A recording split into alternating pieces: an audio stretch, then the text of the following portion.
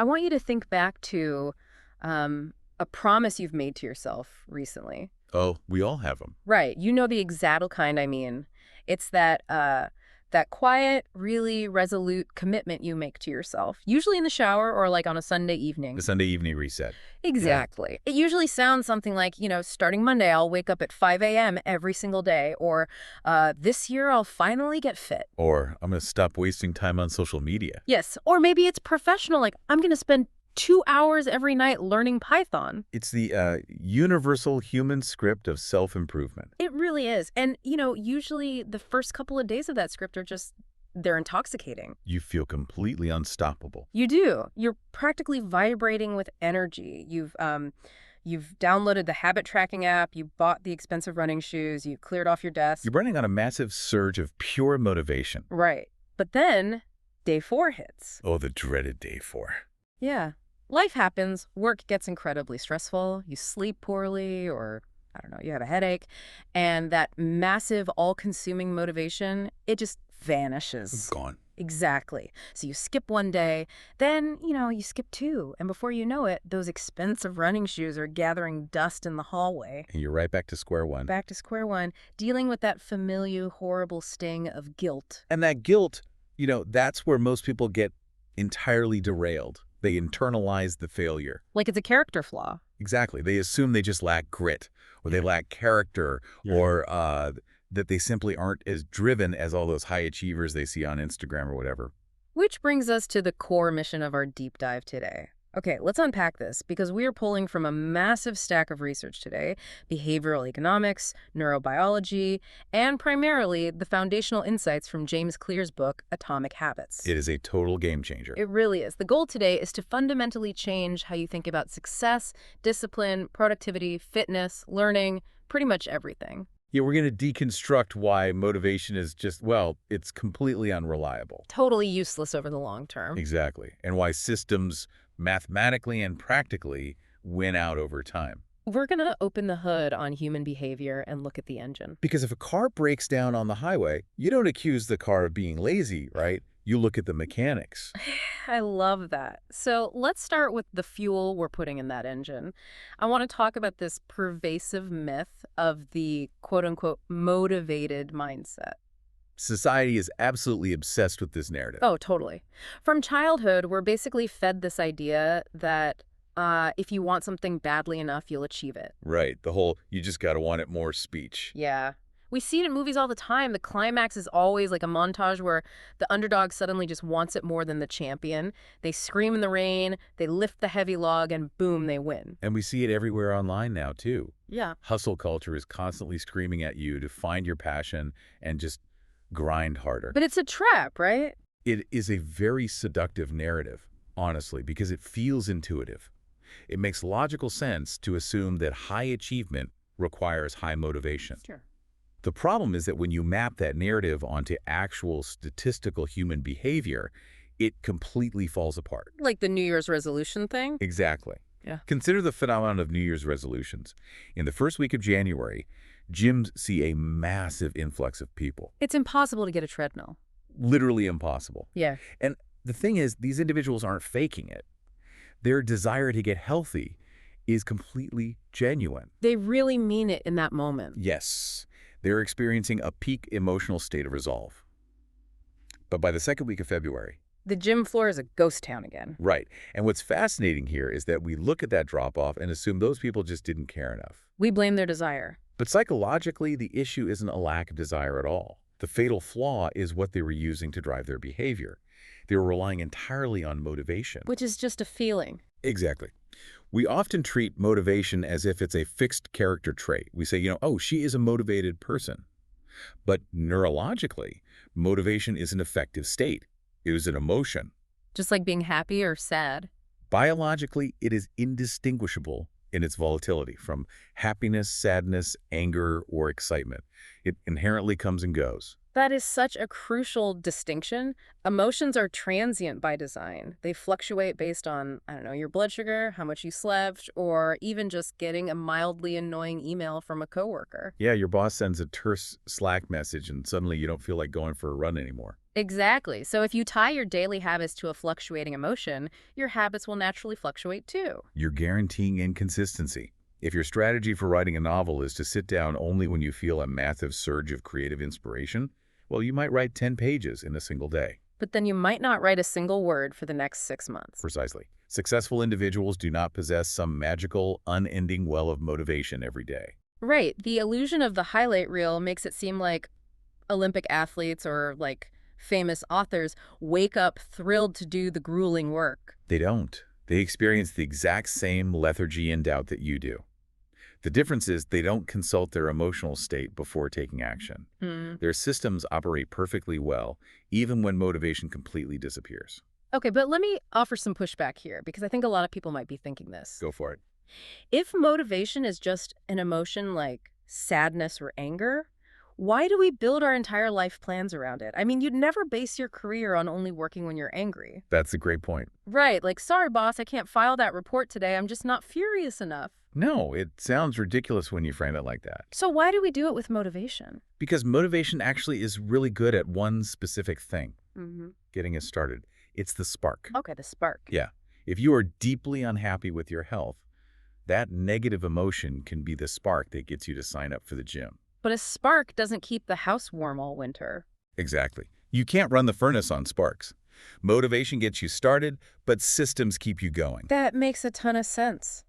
So the practical takeaway here for everyone listening is to just stop blaming yourself for being lazy or incapable when you quit a habit. You aren't broken. You were just using the wrong fuel. You were trying to drive across the country on nitrous oxide. It gives you a great boost for 10 seconds, and then it blows out the engine. You need cruise control. Yes, cruise control.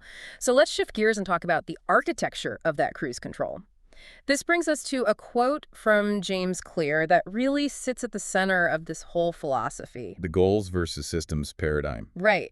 He says, you do not rise to the level of your goals. You fall to the level of your systems. It's such a brilliant distillation of the problem. Here's where it gets really interesting, because everything we are taught in corporate management, in traditional self-help, in school, is entirely focused on outcome-based thinking. Set bigger goals. Create vision boards. Aim for the stars. Yeah, draw a thermometer on a whiteboard and color it in as you get closer to the goal. But the limitation of goal setting is that a goal is merely a statement of a desired outcome.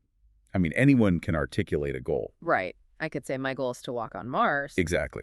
The goal itself requires zero actual effort, and more importantly, it provides absolutely no mechanical instruction on how to traverse the distance between where you are and where you want to be. Let's ground this in a practical example from the book. Think about two people who have the exact same goal. They both want to lose 20 pounds. Okay. The tale of two dieters. Right. So person A is entirely outcome focused. They tape a picture of, someone with six-pack abs to their bathroom mirror. They obsess over the scale every morning. Their whole mental bandwidth is consumed by, I want to lose the weight. They are operating under the illusion that intense desire will somehow bend reality to their will. Which it doesn't. No. Now contrast that with person B. Person B also wants to lose 20 pounds, but they essentially take that goal and file it away in a drawer. They stop looking at it. Right. Instead, they shift their entire focus to the process, the system. Their internal dialogue isn't about the 20 pounds. It's about the daily mechanism. Like, I will walk for 30 minutes every morning. I will prep my meals every Sunday afternoon. Yeah. I will sleep 8 hours. I will avoid sugary drinks. And obviously, 6 months later, person B is the one who actually succeeds. Not because their goal was better. They had the exact same goal. Goals provide direction, but systems create the actual progress. If you completely ignored your goal and focused purely on your system, you would inevitably arrive at the destination anyway. I love the sports metaphor that James Clear uses for this. If we look at professional football, the NFL, every single team starts training camp with the exact same goal, right? Win the Super Bowl. Win the Super Bowl. The goal is a universal constant. Right. 32 teams all have the identical goal. So logically, the goal cannot be the variable that separates the winners from the losers. If just wanting the championship was enough, every team would win. Which is mathematically impossible. Exactly. If we connect this to the bigger picture, the variable that actually dictates success is the quality of their daily systems. It's the rigor of their daily practice. It's the biomechanical efficiency of their weight training room. It's their game strategy, their nutrition, their recovery protocols. The team with the most robust, highly optimized daily system wins the championship, almost as an unavoidable byproduct of their routine. Without the systems, the goal is just a wish. Just a wish. And relying only on the goal is actually what creates that horrible yo-yo effect we see so often. Oh, absolutely, the classic yo-yo effect. Like a student cramming for a final exam, their goal is to pass the test. So they white-knuckle their way through, 3 days of sleep deprivation, they drink a gallon of coffee, they take the test, and they get an A. And then what happens the next day? They instantly stop studying. They don't retain any of the information long-term. Because the goal was achieved. When you operate with a goal-only mindset, your motivation is entirely tethered to a finish line. Once you cross it, the motivation evaporates. You see it with diets, too. Someone starves themselves to look good for a wedding.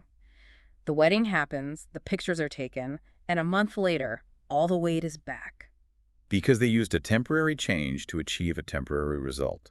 A systems mindset creates sustainable, lifelong change. You aren't running toward a finish line. You're adopting a new baseline of existence. So how do we actually adopt that new baseline? Because on paper, walking every day sounds great, but when the alarm goes off at 6 a.m. and it's freezing outside... The first thought your brain generates is, I absolutely do not want to do this. Right, I'm staying under the blankets. So how do we automate this discipline? Well, we have to look at the reality of high performers again. When they feel that exact same way, and they do, they don't wait for the feeling. They just follow the routine. Which brings us to the toothbrush analogy. I think this is such a powerful way to frame it. It really demystifies discipline. Right. Think about brushing your teeth. You don't wake up in the morning, stretch, and think to yourself, man, I am incredibly fired up about dental hygiene today. I am going to completely crush this flossing session. You don't need a motivational YouTube video to get you to the sink. No, you feel absolutely nothing. You're half asleep, you stumble into the bathroom, and you just do it. It's automatic. And there's a profound neurological reality behind why you do that. When an action is repeated enough times in the same context, it physically shifts its location in the brain. Okay, tell me more about that. When you first learn a new behavior like, say, a teenager learning to drive a manual transmission car, it requires intense, exhausting focus. Right, you're constantly thinking about the clutch, the gas, the mirrors. That cognitive heavy lifting is handled by the prefrontal cortex, which is responsible for conscious thought and decision-making. But the prefrontal cortex burns a ton of energy. It's an energy hog. Exactly. So the brain, which is essentially an incredibly efficient prediction machine, tries to automate anything that gets repeated. As you repeat the behavior, it shifts down into a structure deep within the brain called the basal ganglia. The basal ganglia. Yes. The basal ganglia stores automatic routines. Once a habit is logged there, it no longer requires conscious supervision. It runs on autopilot. So motivation becomes entirely irrelevant. That completely flips how we view disciplined people. We see someone who wakes up at 5 a.m., runs 10 miles, eats a kale salad, and reads a book, and we think, wow, they have superhuman willpower. They're fighting this heroic internal battle every single day. When in reality, people who appear highly disciplined are actually relying less on willpower than everyone else. Because their habits are in the basal ganglia. Right. They have engineered their lives so their good habits run on autopilot. Doing the right thing is actually their path of least resistance. This perfectly transitions us into Section 4, the invisible hand of environment. Because setting up that path of least resistance has a lot to do with our physical surroundings. I would argue it has everything to do with our physical surroundings. We culturally overvalue internal self-control, and we vastly undervalue the power of physical environments. Yeah, your environment is almost always stronger than your internal resolve. Let's walk through the tale of two rooms from the research. This is a great visualization. Imagine you need to do some really focused work like studying for a certification exam. You walk into room 1. On the desk, right next to your textbook, is a bowl of your favorite chocolates. A nightmare scenario already. Your phone is sitting face up, constantly lighting up with group chat notifications. The TV is on in the background, and there's an Xbox controller sitting on your chair. Trying to study in room 1 is sheer agony. It's impossible. Your brain is being bombarded by highly salient cues. Every time the phone lights up, your brain anticipates a dopamine hit. Every time you see the chocolate, it craves sugar. You have to expend so much prefrontal cortex energy just to suppress the urge to grab the chocolate. And eventually, you will experience ego depletion. Your willpower battery will drain to 0, and you will eat the chocolate and check your phone. Okay, now contrast that with room two. Take the exact same person, same natural motivation, same goals, and put them in room two. Clean desk. Clean desk. Just a notebook, a pen, and a water bottle. The phone is in another room entirely. No TV. Studying becomes instantly easier. It's like night and day. Yeah. And the revelation here is that in room two, your motivation didn't suddenly increase. You didn't become a better person. Your environment simply changed. You designed the battlefield so that the good habit was easy and the bad habits were practically impossible. But okay, let me jump in with another analogy, or some pushback, rather. Sure. When I hear this, I start to think, are we really just like glorified pinballs bouncing off the bumpers of our environment? I hear that a lot. It feels like we're admitting defeat. Like we're saying, well, I don't have strong willpower, so I guess I'm just at the mercy of whatever room I'm in. It's a valid question. It can feel a little deterministic, right? Like you're surrendering your autonomy. Yeah, exactly. But accepting our psychological limits isn't defeat. It's strategy. You are just the pinball. You are the architect of the pinball machine. Oh, I like that. We design the board. Exactly. Recognizing that willpower is finite is just being smart. It's about preserving your willpower for when it really matters. Why waste cognitive energy fighting a bowl of chocolates when you can just put the chocolates in a different room? You just engineer your surroundings, make the good habits easy. If you want to read more, keep a book on your pillow. If you want to work out, set your gym clothes on your shoes the night before. And make the bad habits difficult. Delete the social media apps from your phone. Force yourself to log in on a browser if you really want to check it. Right, that little bit of extra friction is usually enough to stop the mindless scrolling. It gives your brain a second to catch up and say, wait, do I actually want to do this right now? Yeah. Okay, so once we've engineered the environment, we have to talk about the actual math of success. This is section 5, the compounding effect of tiny improvements. This is where the math really proves the value of the system. Because humans are notoriously terrible at grasping small changes. We drastically underestimate them. We want immediate visible results. Right. If I eat one healthy meal, I don't look any different in the mirror. If I read one page of a book, I'm not suddenly a genius. The immediate consequence of any single action is basically undetectable. But this is where the 1% rule comes in. Explain the 1% rule and how it relates to compound interest. So the idea is to aim to get just 1% better every day. It sounds insignificant. But if we use the financial analogy of compound interest, we see how crazy the math gets. Just like money in a retirement account. Exactly. Tiny daily investments and habits grow exponentially. If you improve by 1% every day for an entire year, you don't just end up 365% better. Because of compounding, you actually end up 37 times better by the end of the year. 37 times better. That's insane. It is. But we have to remember, bad habits compound too. Oh, right. Time is a double-edged sword. Skipping one workout is fine. Skipping 50 workouts compounds into a serious health issue. Eating one burger is fine. Eating one every day compounds into heart disease. It's the aggregation of marginal gains. Which reminds me of that incredible story about the British cycling team. Oh, Dave Brailsford. Yes. This is the perfect real-world example. For decades, British cycling was basically the laughingstock of the sport. They won nothing. They had won, what, one gold medal in nearly a century? Something like that, yeah. And then they hired Dave Brailsford as the performance director. And his whole strategy wasn't to completely overhaul the team overnight. It was just to find a 1% improvement in every tiny area imaginable. Right. They didn't look for magic bullets. No. They did things like they redesigned the bike seats to be just a tiny bit more comfortable. They rubbed alcohol on the tires for slightly better grip. And they went even further than the bikes. They tested different massage gels to see which one resulted in a 1% faster muscle recovery. Oh, and didn't they hire a surgeon to teach the riders how to wash their hands properly? Yes. To reduce the chances of them catching a cold and missing training days. They even figured out exactly which type of pillow led to the best sleep for each individual rider. And then they hauled those pillows to every single hotel they stayed at. It sounds obsessive. And individually, knowing how to wash your hands doesn't win you the Tour de France. But when you aggregate hundreds of these tiny 1% improvements, the compounding effect is explosive. Within a few years, they were absolutely dominating world cycling. They won everything. It just proves that you don't need massive action. You need consistent, microscopic action. Which brings us to what I think is the deepest, most profound layer of this entire philosophy. Identity-based habits. Yes, this is the deepest layer of change. Most people try to change by focusing on what they want to achieve, the outcome. Like, I want to write a book. Exactly. That's an outcome statement. Yep. But true, lasting behavior change happens when you focus on who you want to become, your identity. So instead of, I want to write a book, it's I am a writer. Or instead of, I want to get fit, it's, I am someone who never skips a workout. It's a subtle linguistic shift, but neurologically, what does that actually do? It leverages a mechanism called cognitive congruence. Hmm. People naturally want to act in alignment with their self-belief.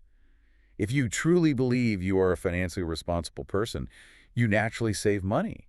It doesn't require massive willpower because you're just acting like yourself. But wait, how do you convince yourself I am a writer when you've literally only written one sentence? I mean, doesn't that just feel like lying to yourself at first? It absolutely can feel like cognitive dissonance at first. Oh, But the secret is that identity isn't something you just declare to the mirror. You have to prove it to yourself. okay. Every time you perform a habit, you're casting a vote for the person you are becoming. Casting a vote. I love that phrasing. When you sit down and write one sentence, you cast a vote for I am a writer. One vote doesn't win an election, obviously. But if you write one sentence every day for 6 months, the ballot box fills up. The evidence becomes undeniable. Your brain looks at the data and says, well, I guess I am a writer. You prove it through action. Exactly. Which leads us perfectly into the tactical part of this. How do we ensure we keep casting those votes? Yes. Let's get into the mechanics. Section 6, the 4 laws of behavior change. This is basically the operational blueprint of the whole system. Let's walk through them. Law number 1, make it obvious. This relates to the cue. Right. Every habit starts with a cue in your environment. So if you want to learn to play the guitar, but you keep the guitar zipped up in its case in the back of your closet, Out of sight, out of mind. You will never play it. you have to make the cue obvious. Buy a guitar stand and put it literally in the middle of your living room. Make it so you have to physically step around it. Visual triggers are incredibly powerful for the human brain. Okay, law number 2, make it attractive. This is about the craving. And we have to talk about dopamine here, right? Yeah. Yes. What's fascinating here is how dopamine actually works. We usually think of dopamine as the reward chemical, the pleasure we feel after we do something good. Like eating a donut. Right. But neurologically, dopamine is actually released in anticipation of a reward. Wait, really? Before the reward? Yes. It's the anticipation that drives the craving. It's what makes you take action. When your phone buzzes, dopamine spikes before you even look at the screen because you're anticipating a message. Oh, wow. So how do we use that to build a habit that isn't naturally fun? Like, no one anticipates doing their taxes or going for a run in the rain. We use a strategy called habit stacking or temptation bundling. You pair a habit you need to do with something you already enjoy doing. Okay, give me an example. Let's say you want to walk on the treadmill more, but you hate it. You bundle it. You say, I'm only allowed to listen to my favorite true crime podcast while I'm walking on the treadmill. So you start anticipating the podcast, and by extension, you crave getting on the treadmill. Exactly. Or, I only get to drink my favorite expensive coffee while I'm reading a chapter of this textbook. You make the hard thing attractive by bundling it with an immediate reward. That is so smart. Okay, law number 3, make it easy. This deals with the response, the actual behavior itself. And this is where we have to dismantle the myth that success has to be grueling. Yeah, the no pain, no gain mentality. You think if it's not incredibly difficult, it doesn't count. But human nature always defaults to the path of least resistance. So we have to reduce the friction. And this brings us to the 2-minute rule, which is honestly my favorite practical takeaway from the whole book. It is incredibly effective. The rule is scale any new habit down so it takes less than 2 minutes to do. Read a book becomes read 1 page. Do a full workout becomes do 5 push-ups. Write a chapter becomes write 1 sentence. It sounds almost ridiculous though, right? yeah. Like reading 1 page a day isn't going to get you through War and Peace. True. But the point of the 2-minute rule isn't the outcome. It's about overcoming the initial inertia. Starting is vastly more important than finishing when you're trying to establish a baseline. A body at rest stays at rest. Exactly. But once you read that 1 page, you're already sitting down, the book is open, the friction is gone. You'll probably read 10 pages. Because the hard part is just sitting down. Right. The goal is to establish the habit first. Standardize before you optimize. You can't improve a habit that doesn't exist. Standardize before you optimize. That is so good. Once it's an automatic part of your day, then you can increase the intensity. Okay, the final law. Law number 4, make it satisfying. This is about the reward. And this is tricky because our brains evolved in an immediate return environment, But we live in a delayed return environment. Right, like back in the caveman days, if you hunted an animal, you ate it immediately. Immediate return. But today, you go to work for 2 weeks before you get a paycheck. You eat a salad today, but you don't get the health benefits for months. Which perfectly explains why bad habits are so easy to form. Exactly. The reward for eating a donut is immediate. The sugar rush is instant. The consequence, the weight gain, is delayed. Bad habits have immediate rewards and delayed consequences. Good habits have immediate consequences like sweating or being tired and delayed rewards. So we have to artificially create an immediate reward for our good habits. The brain needs a reason to repeat the behavior.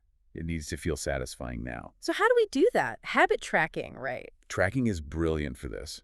Using a visual tracker, like crossing a day off on a wall calendar. Like Jerry Seinfeld's famous don't break the chain method. He just put a big red X on the calendar every day he wrote a joke. And that simple act of drawing the X becomes incredibly satisfying. It gives you a micro hit of dopamine. It's visual proof of your consistency, which keeps your motivation alive just long enough for the habit to become automatic. So what does this all mean for our daily routine? Let's bring this home in Section 7. Implementation and eliminating decision fatigue. Let's look at the 6 p.m. gym routine. Right. The person waiting for motivation finishes work at 5:30 and thinks, am I tired? Should I go to the gym? Maybe I'll go tomorrow. And just having that internal debate exhausts them. By the time they decide, they're too tired to go. But the systems thinker? They don't debate. The clock strikes 6.0 and they go. The system dictates the action, not their feelings. So to build this, practically starting today, step 1, choose just one habit. Yes. Do not try to overhaul your entire life by tomorrow morning. You will fail. Pick one thing.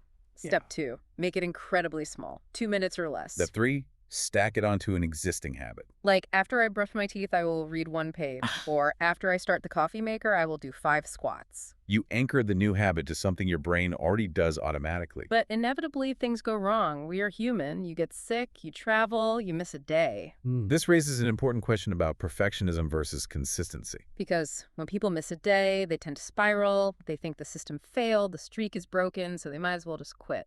That's why we have the golden rule of consistency. Never miss twice. Never miss twice. Missing once is an anomaly. It happens. But missing twice is the start of a new bad habit. It's casting a vote for a different identity. Exactly.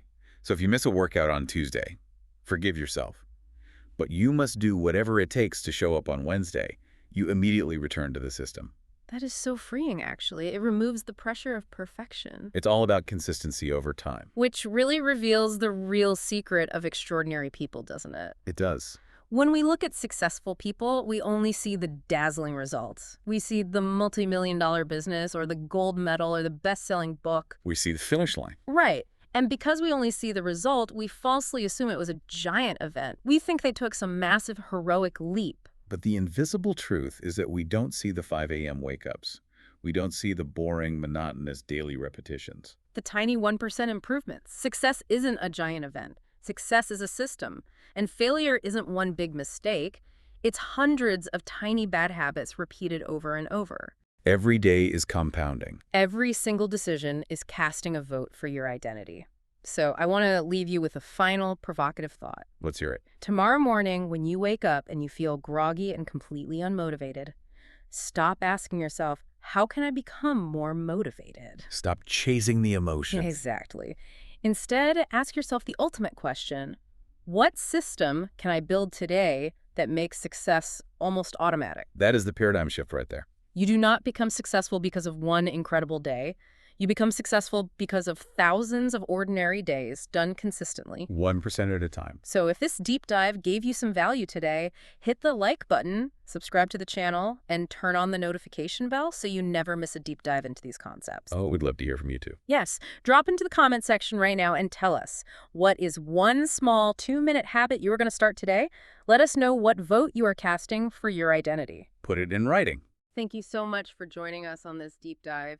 Keep improving one day at a time, build those systems, and we will see you next time.